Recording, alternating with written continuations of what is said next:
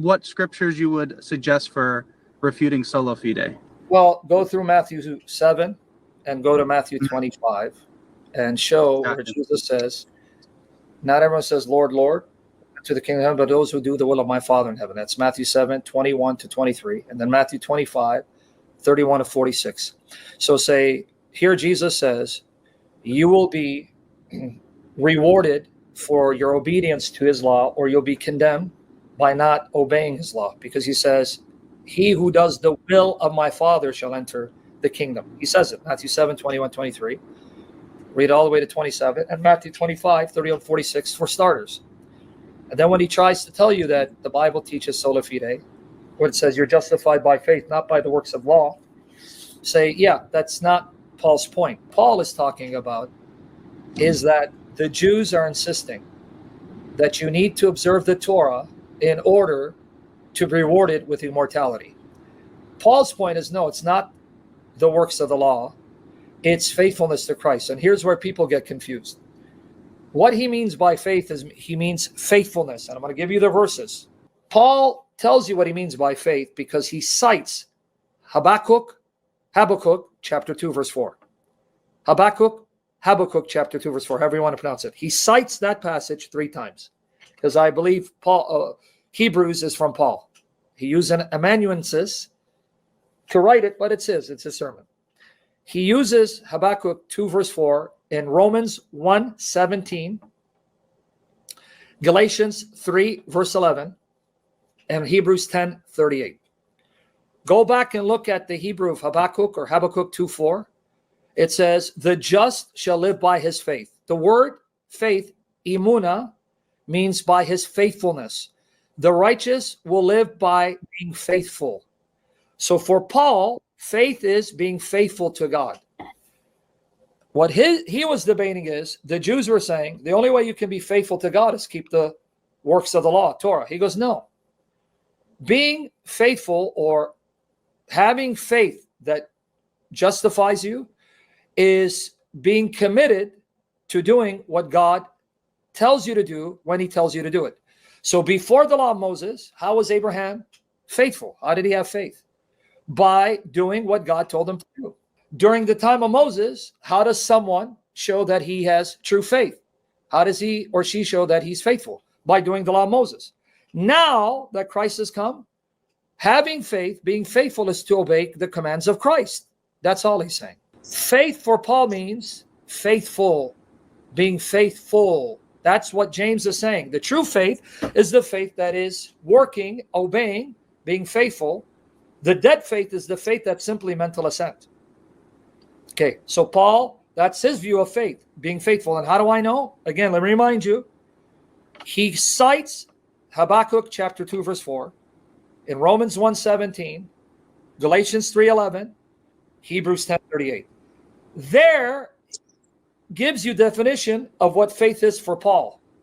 It's not fide, it's fiducia, being faithful. Because if you go back, look at your lexicon at Habakkuk 2:4, the word faith there in Hebrew is emuna. It means to be faithful. The righteous shall live by his faithfulness. Faithfulness to what? To what God demands. So during the time of Moses, being faithful, having faith is to do the law. But at the time of Christ, it's not doing the law. It's being faithful to what God tells you. Now, God tells me that faith that saves is being faithful to Christ. His meaning is completely different from what they're saying. But if you de-Calvinize and de-Lutheranize the Bible and remove these Protestant lenses, everything now makes sense. I hope that helps. So let me ask you, is this the correct way to say it? Yes. So grace is something freely given to us. Obviously, I think everyone here acknowledges that. Faith is how we take hold of that grace, but our faith is dead without our works, which justify us. Yeah, see, now you're defining faith to mean trust, and having true trust is to obey, right? Having true trust is to obey, yes. Yeah, because when you say faith without works is dead, what do you mean by that? Meaning that if I truly have faith in you, that means I truly trust you. And if I trust you, I'll take you at your word to do what you tell me, right? Yes. Okay, so that's one way of defining it. But the way I'm defining it is that faith is being faithful. So I don't distinguish works from faith. Now, James does that because he's dealing with a group that are antinomians. They're lawless. They think, oh, just by saying Jesus is Lord, that's good enough. He goes, no, the demons know Jesus is Lord. They're going to hell. So he's distinguishing. I brought that up to him the other day. Say it again? I brought that up to my friend the other day. I keep saying, I tell him, what do the demons believe? Yeah, but here's where the Protestants read their Protestantism into the passage. They say, yeah, we agree. Because the faith that saves is never alone. It is a working faith. Well, if you really listen to yourself, Protestant, you're basically saying you're saved by faithfulness. Yeah, but see, they're so blinded by the Protestant tradition, they're not hearing what they just said. They're just agreeing with the Catholic Orthodox view, the view of the early church. The faith that saves is never alone. It is a working faith. Oh, so you're saved by faithfulness. Yeah. Okay, so you just destroyed sola fide is defined by Martin Luther. And doesn't James 2:26 say we're justified by works, literally? Well, it says, just as the body without the spirit is dead, so too faith without works is dead. That's what James 2:26 says. So there is no faith that doesn't have works, just like the body cannot be alive without the spirit. But what you want to do, I'm going to show you something. James 2:25 says that Rahab was justified how? Can you read that? Similarly, also, Rahab, okay. The harlot, was she not justified by works? By receiving the messengers and sending them out through another way? Now, how was Rahab justified? Was she not justified by works? By works, right? James is saying, yeah, by works, yeah. But you know what Hebrews 11:31 says that was? Hebrews 11:31, guys, pay attention. James 2:25 uses the same example that Hebrews does. Now watch. Okay, now read Hebrews 11:31. By faith, Rahab the harlot did not perish with the unbelievers after receiving the spies with peace. Wow. Guys, what James called works, Hebrews called faith. Here it is. James 2:25 says, in the same way was not Rahab the harlot also justified by works, by what she did when she received the messengers and sent them out by another way. The same exact example Hebrews uses and calls it faith.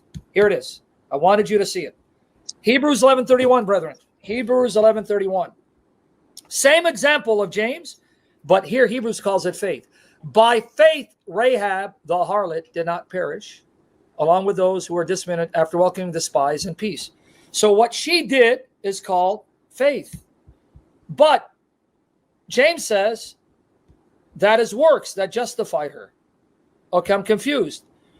James 2:25. In the same way, was not Rahab the harlot also justified by works when she received the messengers, sent them out by another way? But Hebrews 11:31 says that is what faith is. She was justified by faith. Hebrews 11:31. So you understand why I keep saying faith means to be faithful. Faith is being faithful. Being faithful means you have to do. So this is true faith, being faithful. So this false dichotomy between faith and works, you cannot separate works from faith because it's dead. Just like if you separate the spirit from the body, it's dead. Faith is doing.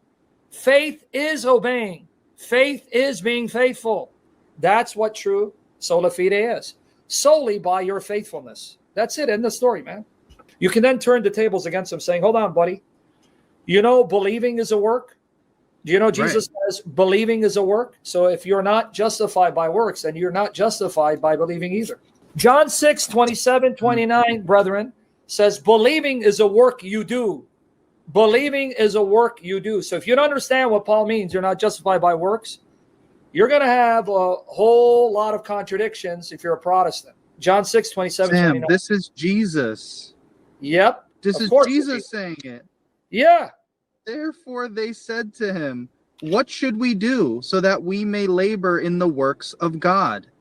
Jesus responded and said to them, this is the work of God, that you believe in him who he sent. Wow. But but the believing is present active participle, that you are believing. Are believing, right. Okay, but wait, he said believing is a work you must do? Yeah, because faith is required. So the claim that you're not justified by works but by faith, if you don't understand what Paul meant, You just create a contradiction between Jesus and Paul, and the liberals and Muslims are going to love you. Because Jesus said, believing is a work you must do in order to obtain the food that will result in eternal life. You skipped 27, but that's okay. You got it now, right? Oh, yeah, I got it. Guys, you need to know this. Good commentary will help you. Or you can look at Bible Hub Interlinear and tell you the tense. Present active participle. Present tense means ongoing. So literally it says, the believing ones. The believing ones. In other words, belief is ongoing. Well, how do you continuously believe? How are you believing if that doesn't mean you are obeying? Because to be believing means that you're trusting Christ to do what he tells you. So John 3:16 didn't help his case. Say, wait. It says the believing ones, meaning that it's an ongoing, continuous, active belief. I am believing. So what happens if you stop believing? Well, John 15 tells you then you're cut off. If you're not abiding in Christ. And Jesus even says, John 14:23-24, believing is to do his commandments. And if you're not doing his commandments, that shows you're not believing and that you hate him. John 14:23-24. Jesus responded and said to him, if anyone loves me, he shall keep my word, and my Father will love him, and we will come to him, and we will make our dwelling place with him. Whoever does not love me does not keep my words. And the word that you have heard is not of me, but it is of the Father who sent me. So if you don't keep his word, do you love him? Nope. Are you believing in him if you don't keep his word? Nope. So that's what believing in him is. It's to be faithful to do what he commands. That's it. I am the story, brother. Yeah, I hope that helped you, because after this, if he doesn't listen, you're wasting your time. Yeah. Because you can say you love your wife, but if you're cheating on her, then do you really love her? Exactly. So that means it's being faithful to your covenant partner, right? Right. Yep. Because marriage is a covenant. Yep. To lovers, to be faithful to your covenant partner. That's it. End of story.